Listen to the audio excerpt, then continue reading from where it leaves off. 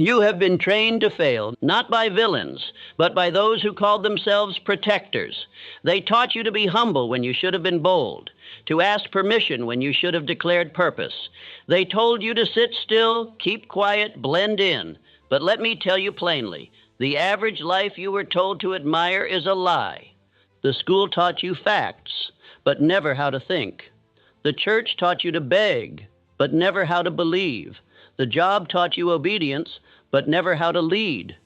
You have been domesticated, and they called it education. You were weakened, and they called it normal. But I say this to you now, power is not safe, power is not polite, and power is not permitted to the man who waits. That is why this message should be censored, because it will make you dangerous to the world that profits from your mediocrity. If you hear this to the end, you will no longer walk like a man hoping for better days. You will walk as one who commands better conditions. The voice you hear now will not just speak to you, it will enter you. It will build thought, and that thought will burn away everything weak that ever lived inside of you. This is the science they never taught you, the truth they never trusted you with. The formula that built Carnegie's steel empire, Ford's factory lines, Edison's laboratory, Lincoln's unshakable poise. And if you listen with the intensity of a man who is tired of delay, it will build you too. But you must pay the price, full attention, no distraction, no second guessing. Listen not as entertainment, but as reconstruction. For every word you hear will install new identity. Every sentence will either cure you or condemn you, depending on whether you act. Most men will never hear what you are about to hear. And those who do, 99 out of 100, will do nothing with it. You are now at war with that 99. But I believe you are not like them. I believe you will finish this message with fire in your spine and steel in your words. Let us begin. Some truths are so powerful they must be hidden from the masses, not because the truths are evil, but because the masses are unprepared to wield them. They have not developed the mental stamina, the spiritual responsibility, nor the identity required to bear the weight of those truths. Power in the wrong hands produces destruction. Therefore, most men are kept safe by ignorance. This message you are now hearing does not belong in the hands of drifters, doubters, or those who still ask permission to be great. It is not fit for the one who waits for society to approve of his rise. It is reserved only for the one who has grown tired of indecision, tired of weakness, tired of waiting for someone else to hand him the key. If you are that man, then prepare yourself, for what follows has the potential to remake you entirely. Understand this. Power is not given, it is unlocked, and it is unlocked only by those who possess the mental key. That key is not found in books alone. It is not handed out in schools. It is not passed down by bloodline.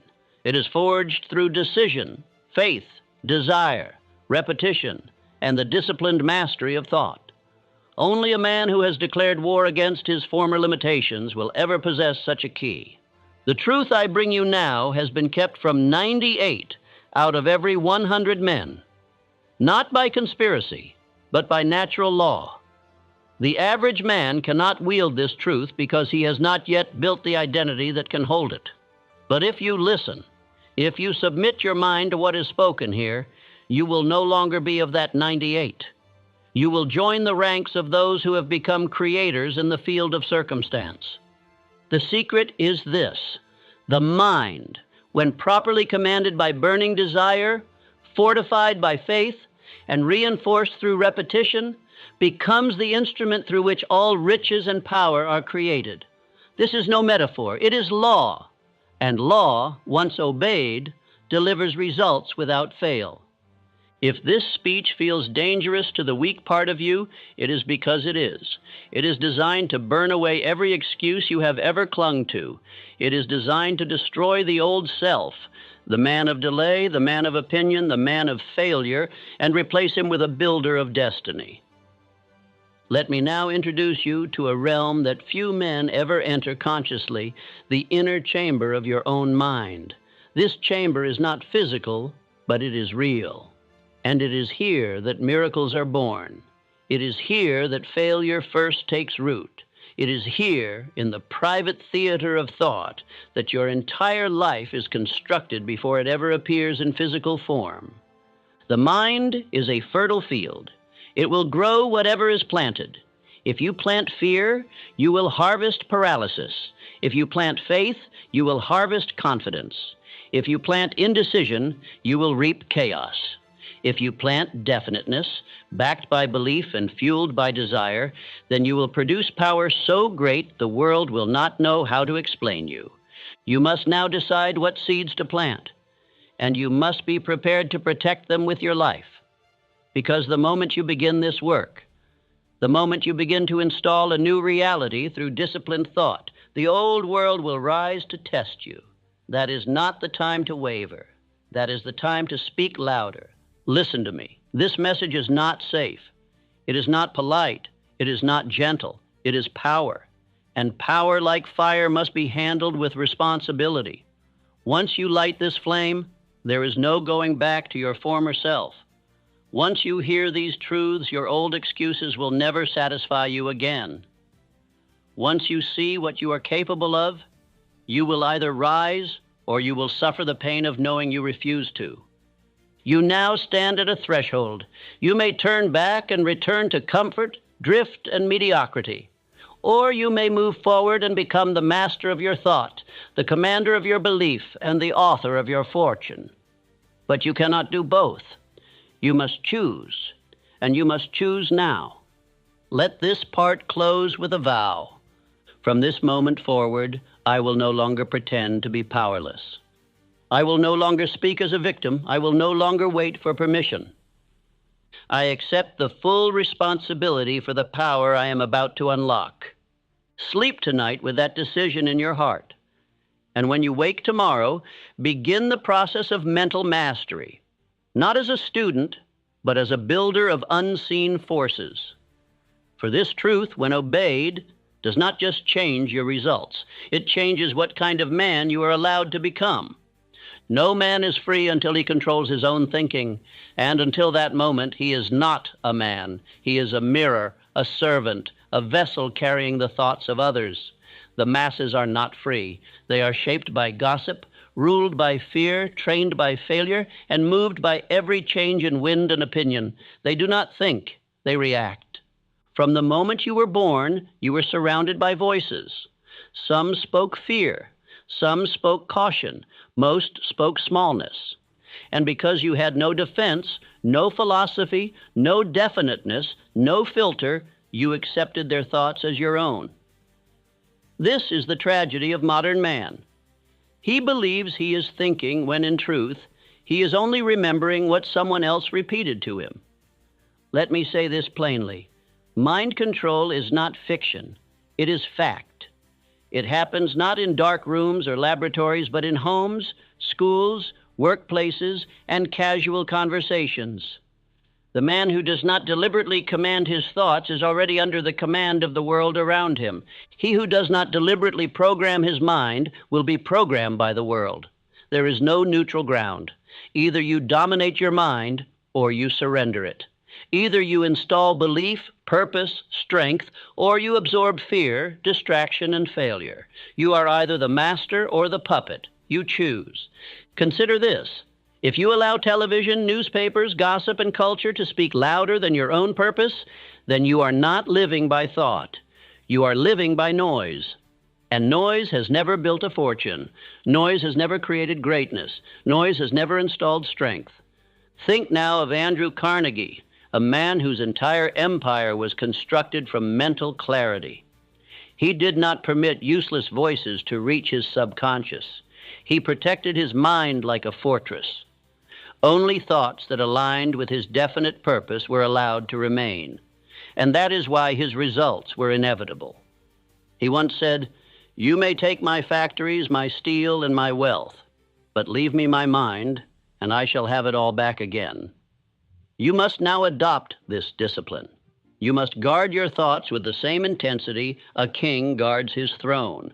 The tool to do this is autosuggestion, the conscious, deliberate repetition of thought designed to install identity, belief, and action.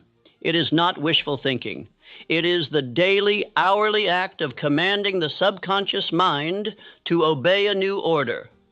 You must become the commander of your thought army. And your first order must be, all voices of weakness are dismissed. All thoughts of fear are exiled. Only purpose, power, and wealth are permitted to remain. Practice this now. Repeat after me. I speak only what builds. I hear only what strengthens. I permit only what aligns. Every thought must pass inspection before it enters. Make this your law. Write it, speak it, obey it, because the enemy is always waiting. The old world will try to speak again. It will knock through memory, through familiar voices, through subtle complaint. And if your mind is unguarded, it will let them in. You must ask yourself every morning, who is speaking through me today? My old self, the world's fears, or my definite aim? The answer will determine your results. Not someday, immediately.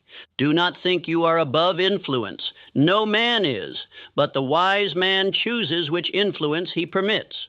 He does not swim in the river of popular thought. He builds his own canal, directs it with belief, and flows toward his goal with relentless control. Let me give you a truth that will offend the average man. To think for yourself is an act of war against everything that benefits from your mediocrity. The moment you begin to speak differently, rise intentionally, and refuse fear, the world will push back. That is proof you are on the right path. You must now install your thoughts like a commander builds a kingdom. No room for doubt, no room for delay. Every wall must be placed with belief. Every phrase must reflect identity. Every command must lead to action. Anything less, and the enemy will return. Say it now with certainty. My mind is my domain. No one else may build here unless I permit it. Every thought is either fuel or poison, and I will no longer drink poison.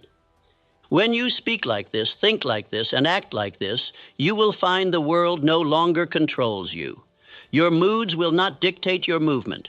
Your environment will not dictate your identity. Your past will no longer determine your posture. And what will happen then? You will become dangerous, not to others, but to the forces that once ruled you. You will become immune to the common infections of doubt and fear. You will become a man whose every action comes from principle, not pressure. You will become a man who is truly free. But the price is high. You must monitor every thought. You must rehearse your belief daily. You must reject 90% of what most men casually accept. And you must do this not once, but forever. This is how you break free from mental slavery, not by running, but by rebuilding, not by avoiding the world, but by commanding your internal world until the outer world must adjust. And so I say again, install your thoughts like a commander. Or be ruled by the collective thought of cowards. There are laws more powerful than government, more binding than contracts, more commanding than education. These are the invisible laws of success, laws that govern wealth, power, identity, and destiny. Yet they are rarely spoken aloud. Why? Because those who understand them rule, and those who do not remain ruled. If these laws were taught to every man in every school, the structure of society would collapse. Why? Because obedience to these laws creates leaders, and the world fears too many leaders. The world needs employees, followers, and servants of wage systems, not men who walk with definite purpose and demand results from life. You must now become what few ever do, a student of invisible law, a disciple of principle, a master of internal forces.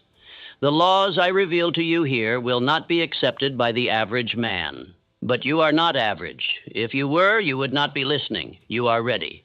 And the first law is this, the law of the definite chief aim. No man becomes powerful until he decides, with finality, what he desires above all else. Until that decision is made, he is a toy of circumstance.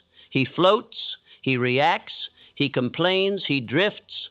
But the moment he declares, "This is what I shall have, and nothing shall prevent me," the universe itself begins to reorganize. This law is not theory, it is power. And every great man I ever studied obeyed it. Carnegie obeyed it, Ford obeyed it, Edison obeyed it, Lincoln obeyed it. They were not men of luck, they were men of definiteness. Until a man decides what he wants above all else, he is a servant of stronger wills. He speaks of goals, but has no aim. He speaks of desire, but has no heat. He speaks of change.